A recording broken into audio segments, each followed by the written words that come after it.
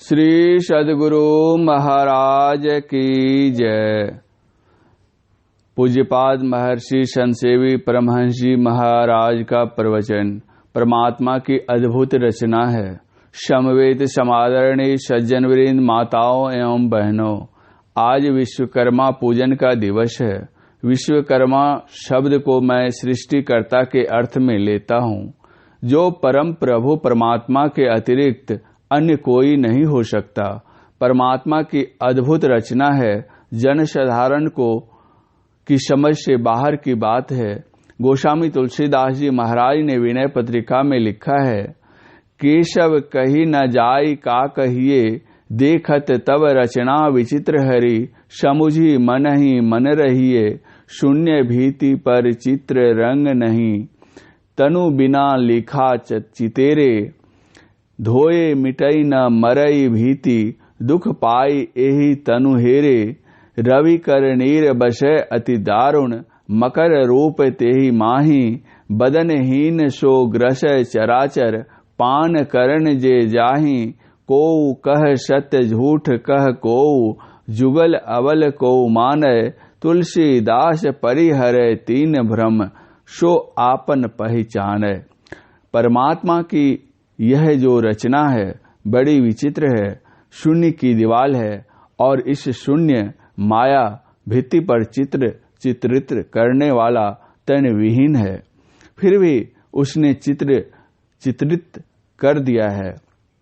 हम देखते हैं आकाश में चंद्रमा है, सूर्य है, अनगिनत तारे हैं, सब के सब आधार रहित हैं, सबकी अपनी अपनी गति है।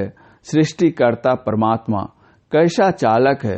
कोई ग्रह किसी से टकराता है, जबकि प्रतिपल प्रतिक्षण सभी अपनी अपनी गति से अपनी अपनी धुरी पर घूम रहे हैं, चल रहे हैं। वास्तव में ईश्वर की सृष्टि विचित्र है। जिस ओर भी अपनी दृष्टि कीजिए उस ओर उनकी अनंतता का बोध होगा। इस संदर्भ में किसी कवि की कितनी अच्छी उक्ति है, ध्यान लगा कर जो देखो तुम सृष्टि की सुघराई को, बात बात में पाओगे उस ईश्वर की चतुराई को। ये सब भांति भांति के पक्षी, ये सब रंग रंग के फूल, ये वन की लहलही लताओ, ललित ललित शोभा के मूल, ये पर्वत की रम्य शिखा और शोभा सहित चढ़ाव उतार, निर्मल जल के सोते झरने, सीमा सहित महाविस्तार, 6 प्रकार के ऋतु का होना, नित नवीन शोभा के संग, पाकर काल वनस्पति का फलना, रूप बदलना रंग बिरंग, चांद सूर्य की शोभा अद्भुत, वारी से आना दिन रात, त्यों अनंत तारा मंडल से सज जाता रजनी की गात, लर्जन गर्जन घन मंडल का बिजली वर्षा का संचार, जिसमें देखो परमेश्वर की लीला अद्भुत अपरंपार। सोचने विचारने पर बुद्धि से परे की बात हो जाती है। सृष्टि और सृष्टिकर्ता के संदर्भ में गुरु नानक देव जी महाराज की वाणी कितनी विलक्षण है। गुरु ग्रंथ साहब के एक स्थल पर उन्होंने कहा है, सागर मही बूंद बूंद मही सागरो, कवनु बूझे विधि जाने, उत भुज चलत आपी करि चीने, आपे ततो पछाने, ऐसा ज्ञान विचारे कोई, तिस्ते मुक्ति परम गति होई, दिन मही रैनी रैनी मही दीनी, अरु उषन सीति विधि हो सोई, ताकि गति मति अवरु न जाने, गुरबिन समझ न होई, पुरख मही नारी नारी मही पुरखा, बुझऊ ब्रह्म ज्ञानी, धुनि मही ध्यानो ध्यान मही जानिया, गुरमुखी अकथ कहानी, मन मही ज्योति ज्योति मही मनवा, पंच मिले गुरु भाई, नानक तिनके शद बलिहारी, जिन एक शब्दी लिवलाई। संत कबीर साहब ने कहा है, बूंद समाना समुद्र में, यह जाने सब कोई, समुद्र समाना बूंद में, बूझे बिरला कोई। समुद्र में बूंद गिर गई या समुद्र में बूंद है, यह सबकी समझ में आने वाली बात है, किंतु बूंद में समुद्र समाया हुआ है, इसकी जानकारी किसी किसी को होती है। विचारणीय विषय है कि संत कबीर साहब है और गुरु नानक साहब ने समुद्र और बूंद को की संज्ञा से किसको अभिहित किया है। संत वचन और सदग्रंथ के अध्ययन से ज्ञात होता है कि इन्होंने ब्रह्मांड को समुद्र और पिंड को बूंद कहा है। यथा पिंड माही ब्रह्मांड, ताही पार पुनि तेही लखा, तुलसी तेही की लार, खोली तिनी पट भीनी भई। संत तुलसी साहब हाथरस। ब्रह्मांड लक्षणम सर्व देह मध्य व्यवस्थितम तथा देहस्था सर्व विद्याश्च देहस्था सर्व देवता देहस्था सर्वतीर्थानि गुरुवाक्यन लभ्यते। सत्संग योग नाम की पुस्तक में पूज्यपाद सदगुरु महर्षि में ही परमहंस जी महाराज ने अनंत में शांत, शांत में अनंत तथा ब्रह्मांड में पिंड, पिंड में ब्रह्मांड का सांकेतिक चित्र देकर और तदिशयक विश्लेषण कर उस पर अद्भुत प्रकाश डाला है जो दर्शनीय और पठनीय है। सर्वेश्वर की अनंतता और सृष्टि की गंभीरता का ज्ञान करके संत कबीर साहब ने कहा था, बूझे बेड़ला कोई। और गुरु नानक देव जी महाराज की वाणी में है, उत भुज चलत आपी कर करी चीनय। अर्थात इस अद्भुत चरित्र को अपनी साधना के द्वारा कोई जानता पहचानता है। कितना विस्मयकारी विषय है। दिन में रैन और रैन में दिन है, उष्ण में शीत और शीत में उष्ण है, पुरुष में नारी और नारी में पुरुष है, मन में ज्योति और ज्योति में मन है, एक में सर्व है और सर्व में एक है। यह कैसी बात है। गुरु नानक साहब कहते हैं, सदगुरु देखी दिखाई। अर्थात सदगुरु ने देखा है, वे ही दिखलाते हैं कि एक परमात्मा में सारी सृष्टि है और सारी सृष्टि में वह परमात्मा व्यापक है। हम लोगों के शरीर में जितने स्तर हैं, संसार के भी उतने ही स्तर हैं। शरीर के जिस स्तर पर जब हम रहते हैं, संसार के भी उसी स्तर पर तब हम रहते हैं। शरीर के जिस स्तर को जब हम छोड़ते हैं, संसार के भी उसी स्तर को तब हम छोड़ते हैं। उदाहरणार्थ जरा सोच कर देखा जाए, अभी हम इस शरीर के स्थूल स्तर पर हैं, जो संसार के भी स्थूल स्तर पर हैं। अभी हमारी वर्तमान अवस्था जागृत की है। इस समय स्थूल शरीर का ज्ञान हमें है, तो स्थूल संसार का भी ज्ञान हो रहा है।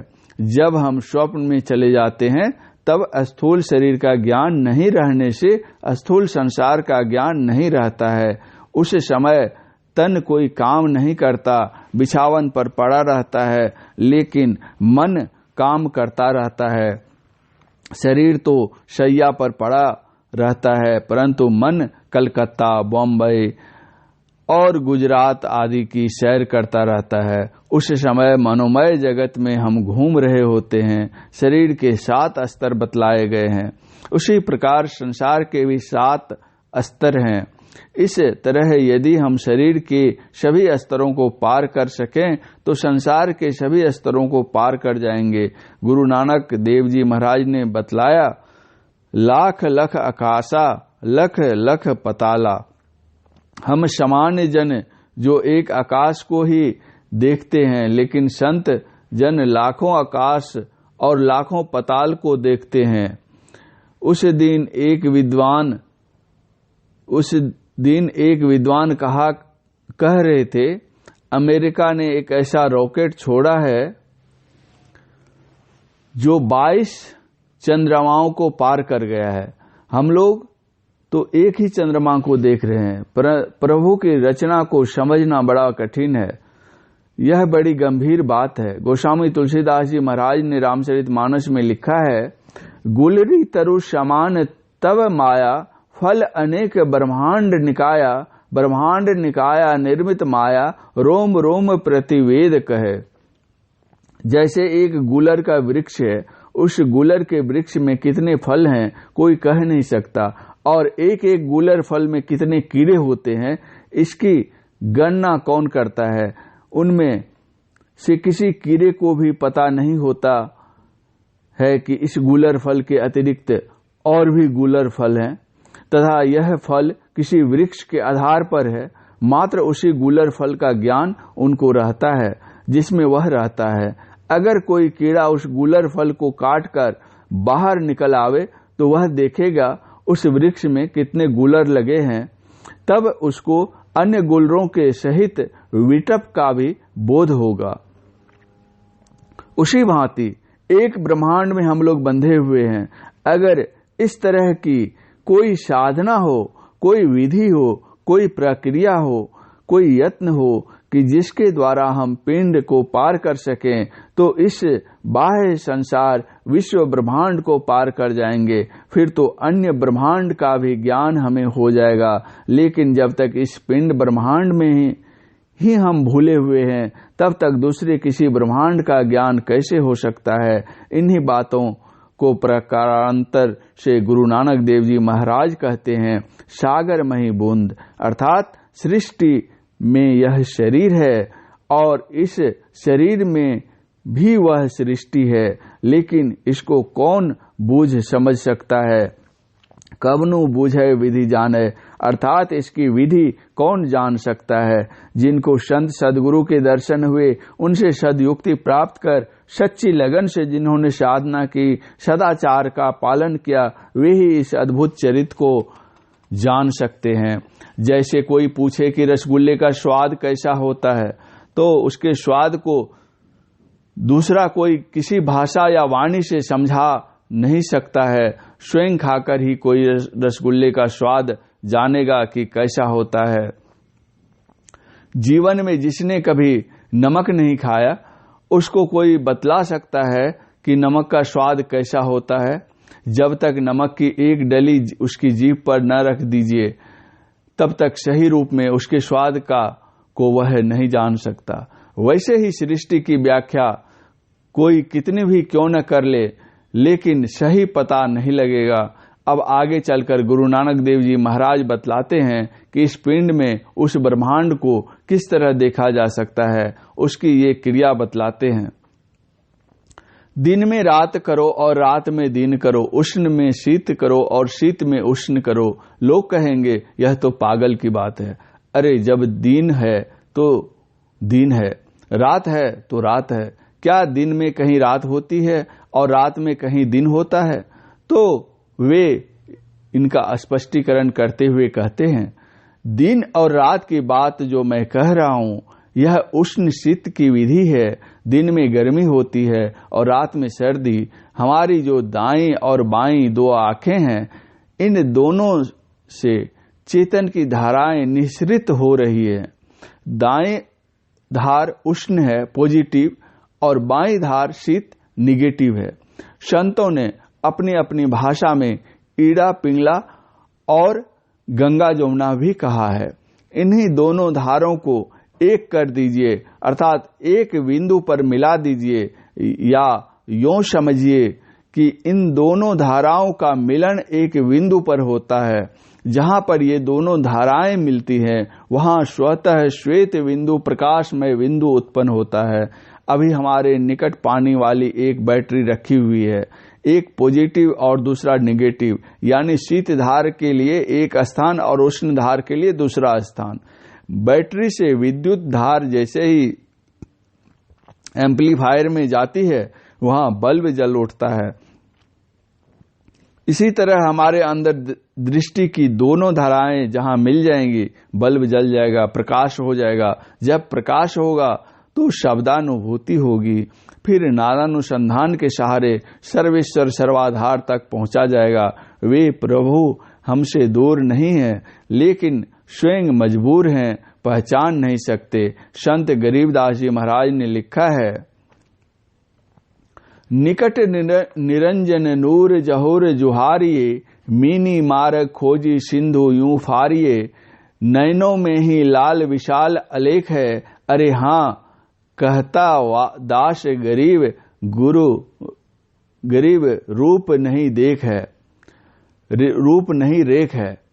संत केशवदास जी ने कहा है, नहीं जाए दूर हुजूर साहिब, फूली सब तन में रहियो, अमर अक्षय सदा जुगन जुग, जगत दीपक उगी रहियो।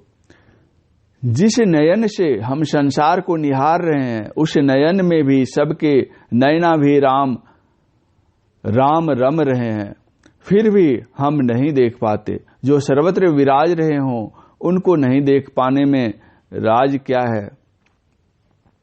इसका उत्तर गोस्वामी जी की वाणी में सुनिए। है नेरे सूझत नहीं, ल्यानत ऐसो जिंद, तुलसी या संसार को भयो मोतियाबिंद। जिसको मोतियाबिंद की बीमारी होती है, उसको नजदीक की चीज भी नहीं दिखती। उसी तरह परम प्रभु परमात्मा हमारे इतने निकट हैं, जितना निकट और कुछ नहीं, फिर भी समस्या विकट है कि उसको स्वरूपता हम नहीं जानते, नहीं पहचानते। क्यों? संसार को मोतियाबिंद की बीमारी हो गई है। एक दो की बात नहीं, सारे संसार को मोतियाबिंद हो गया है। कहावत है, यदि कुएं में ही भांग पड़ गई हो तो उसका पानी जो पीता है वही बोड़ा जाता है। उसी तरह माया के मद में उन्मत्त हो सभी अंध हो रहे हैं, सबको मोतियाबिंद हो गया है। मोतियाबिंद की भी चिकित्सा होती है। लोग डॉक्टर के पास जाते हैं, वे ऑपरेशन कर देते हैं। आंख के ऊपर जो पर्दा आया हुआ रहता है उसको हटा देते हैं, फिर तो सब कुछ सूझने लग जाता है, दिखने लग जाता है। हमारे ऊपर जो माइक अंधकार प्रकाश और शब्द के पर्दे पड़े हैं, इस पर्दे को हटाने वाले डॉक्टर कौन हैं? गोस्वामी तुलसीदास जी महाराज ने इसका उत्तर दिया है। सदगुरु वैद वचन विश्वासा, संयम यह न विषय के आशा, रघुपति भगति सजीवन मूरी, अनुपान श्राद्धा मति पूरी।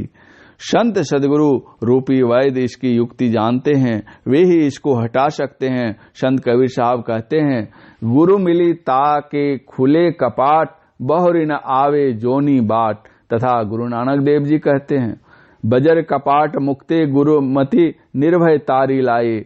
हमारे प्रातः स्मरणी परम श्रद्धेय परमाराध्य सदगुरुदेव जी महर्षि में परमहंस जी महाराज क्या कहते हैं, सुनिए।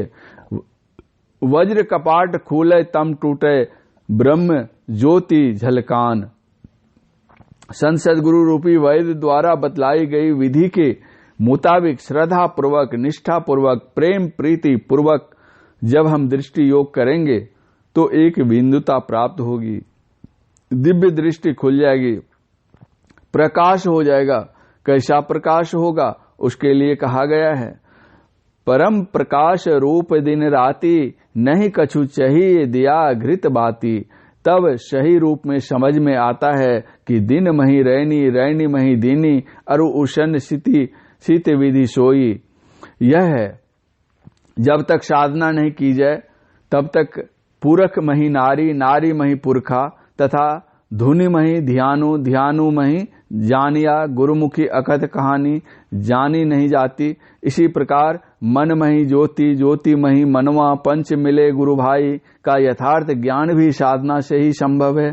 फिर भी यथासंभव इस पर कुछ प्रकाश डालने की चेष्टा कर रहा हूँ। क्षणाक्षर पर पुरुषोत्तम परमात्मा में प्रकृति का प्रसार है और समस्त प्रकृति मंडल में परमात्मा व्यापक है। यह पुरख मही नारी, नारी मही पुरखा है, किंतु इस विषय को ब्रह्म ज्ञानी ही जान सकते हैं। जो कोई अंतर्नाद की उपासना करते हैं, अर्थात अंतर्ध्वनि का ध्यान करते हैं, तो वे उस ध्यान में गुरुमुख कथित इस अकथ कहानी को प्रत्यक्ष जान पाते हैं। मन मही ज्योति, ज्योति मही मनवा, अर्थात पहले मन में गुरु ज्ञान का प्रकाश होता है, पीछे ध्यान करने पर अंतः प्रकाश मिलता है, जिसमें मन रमन करता है। मंडल ब्रह्मोपनिषद में के पंचम ब्राह्मण में लिखा है, ध्वरेन तरगतंग ज्योतिर, ज्योतिर तरगतंग मनः। इस प्रकार जिसका मन अंतः प्रकाश में प्रतिष्ठित हो जाता है, उसको वह अंतर्ध्वनि सुनाई पड़ती है, जिसको अनहद नाद कहते हैं। तथा साधना के अंत में एक नाद सार शब्द मिलता है, जो परम प्रभु परमात्मा से मिलाता है। सृष्टि निर्माण निमित्त प्रभु की मौज यानी आदि शब्द से क्रमशः कैवल्य, महाकारण, कारण, सूक्ष्म और स्थूल, इन 5 मंडलों की रचना हुई। इस विषय की चर्चा संत दादू दयाल जी महाराज ने इस भांति की है। पंच उपमा उपना शब्द बे शब्द थे शब्द पंच सो होय सोई मेरे सब किया बूझो बिरला कोय। किसी मंडल के बनने से पूर्व उसके केंद्र का होना अनिवार्य होता है, इसलिए 5 मंडलों के 5 केंद्र अवश्य हैं। इन्हीं 5 मंडलों के पंच केंद्रीय शब्द को कहीं पंच शब्द धुनकार धुन तो कहीं पंच मिले गुरु भाई कहकर गुरु नानक देव जी महाराज ने बखान किया है। गोस्वामी तुलसीदास जी महाराज ने रामचरितमानस में लिखा है, होय कुठाव सुबंधु सहाय, अर्थात प्रतिकूल परिस्थिति में सुबंधु सहायक होते हैं। साधकों के लिए ये 5 शब्द पंच गुरु भाई के रूप में बड़े ही सहायक सिद्ध होते हैं। कारण यह है कि शब्द का स्वाभाविक गुण है कि ऊपर का शब्द नीचे दूर तक जाता है, किंतु नीचे का शब्द ऊपर दूर तक नहीं जाता। श्रवणकर्ता को अपने केंद्र में आकर्षित करता है। शब्द अपने केंद्र के गुण को संग लिए रहता है और सुनने वाले को उस गुण से गुणान्वित करता है।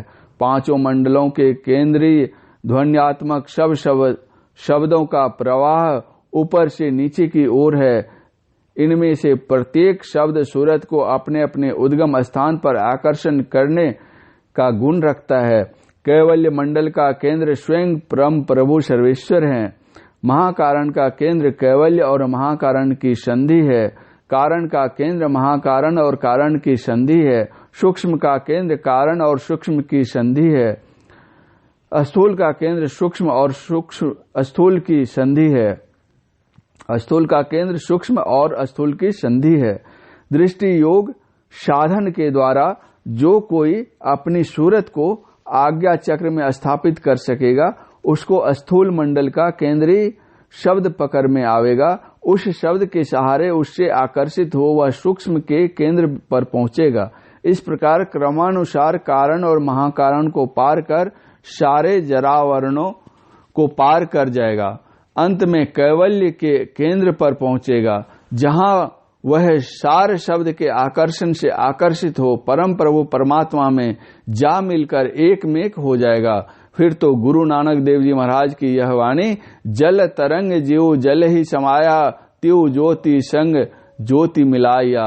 कहु नानक ब्रह्म कटे किवारा, बहरी न हो ही उजला जीव जौला जीव चरितार्थ हो जाएगा। इस प्रकार विश्वकर्मा का पूजन और विसर्जन होगा। श्रोताओं की ओर से श्री सद्गुरु महाराज की जय ध्वनि।